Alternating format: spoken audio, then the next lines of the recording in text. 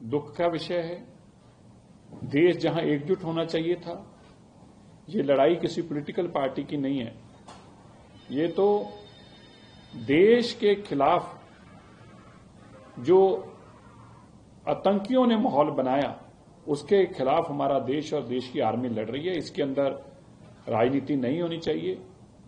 मैं जरूर कहना चाहता हूं, जो भी पॉलिटिकल पार्टियां इसमें राजनीति करने की कोशिश कर रही हैं, उनको ऐसा काम नहीं करना चाहिए। आज देश को जरूरत है, हम सबको एकजुट होकर इस लड़ाई को लड़ना चाहिए और पूरी दुनिया में एक संदेश जाना चाहिए कि भारत की आत्मा पे अगर कोई हमला करेगा तो हर भारतीय एकजुट है। जैसे भारत के 140 करोड़ नागरिक एकजुट हैं, ऐसे पॉलिटिकल पार्टियों और पॉलिटिकल पार्टी के नुमाइंदों को भी एकजुट होना चाहिए।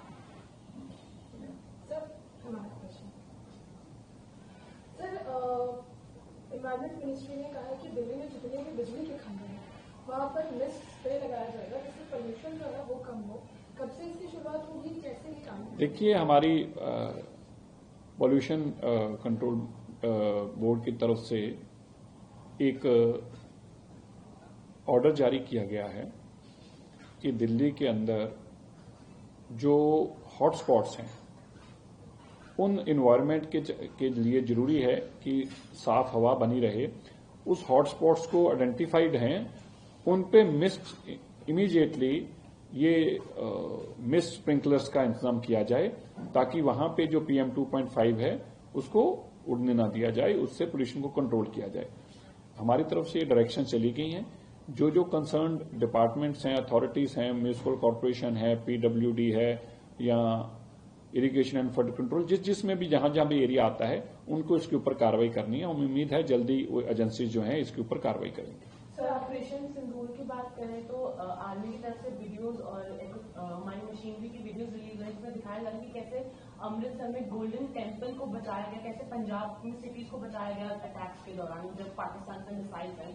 इसको आप कैसे देखते? देखिए, मैंने अभी लेफ्टिनेंट कर्नल साहब का वीडियो देखी। मुझे बहुत दुख और खेद है इस बात का कि पाकिस्तान अपने नापाक इरादों से कभी भी बाज नहीं आया। 1947 से लेकर लगातार पाकिस्तान अपने नापाक इरादे और गुरुद्वारा साहिब के ऊपर अटैक करवाना, पंजाब का नुकसान कराना, पंजाब में आतंकवाद के हथियार भिजवाना, पंजाब को नशे से ग्रस्त करना और अब धार्मिक स्थानों के ऊपर भी हमला करना की कोशिश करना, ये बहुत ही दुखदायी है। मैं इसकी जहां कड़े शब्दों में निंदा करता हूं। पूरी दुनिया देख रही है कि पाकिस्तान का असली चेहरा क्या है। ये चेहरा बेनकाब हुआ है, आतंकी चेहरा है। ये किसी धर्म को नहीं मानता। पाकिस्तान में कट्टर लोग अक्सर ये बातें कहते हैं कि हम दूसरे धर्मों को मानने को तैयार नहीं है, और जब गुरु नानक देव जी का पवित्र स्थान ननकाना साहब का खोला गया था तब भी पाकिस्तान के कट्टर लोगों ने ये बातों वीडियो में डालकर कहा था कि ऐसा कुछ नहीं होने देंगे, इनके कोई गुरु नहीं, उनके प्रति अपशब्द बोले थे। और अब श्री दरबार साहब के ऊपर जो मिसाइलों से हमला करने की सोच रख रहे थे, ये बहुत ही बुरी बात है। किसी धर्म की आस्था के ऊपर, विश्वास के ऊपर हमला करना पर मैं भारतीय सेना का धन्यवाद करता हूं।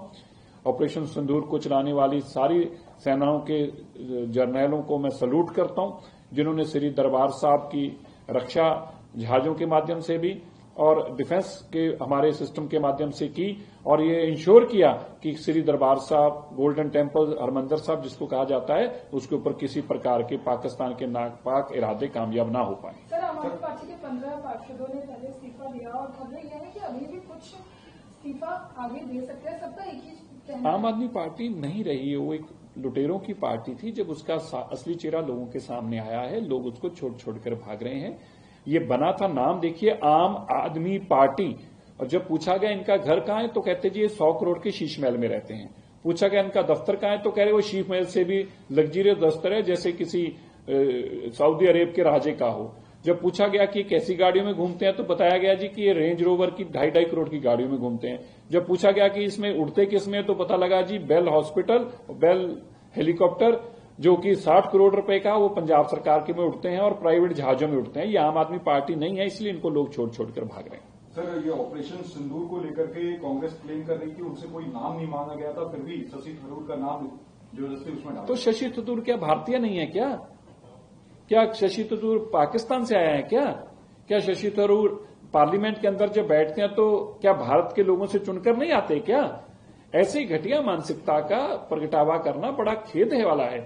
जब हमारे देश के 140 करोड़ लोगों में से किसी को भी देश के लिए रिप्रेजेंट करने के लिए भेजा जाए तो उसके लिए सम्मान की बात होनी चाहिए। और अगर कांग्रेस को रिप्रेजेंट करता तो कांग्रेस के लिए तो और भी बड़ी सम्मान की बात होनी चाहिए। बल्कि कांग्रेस तो अपना जो एक घिनन चेहरा है वो सामने दिखा रही है कि बार बार इस बात पे सवाल उठा रही है। तो मैं कांग्रेस के लोगों को कहना चाहता हूं इस तरह की हमें गंदी राजनीति में नहीं आना चाहिए। शशि थरूर भी आपकी पार्टी के हैं और अगर कांग्रेस को रिप्रेजेंट करेंगे तो अच्छा ही करेंगे और देश को रिप्रेजेंट कर रहे हैं तो अच्छा ही करेंगे, इसलिए उनको भेजा जा रहा है।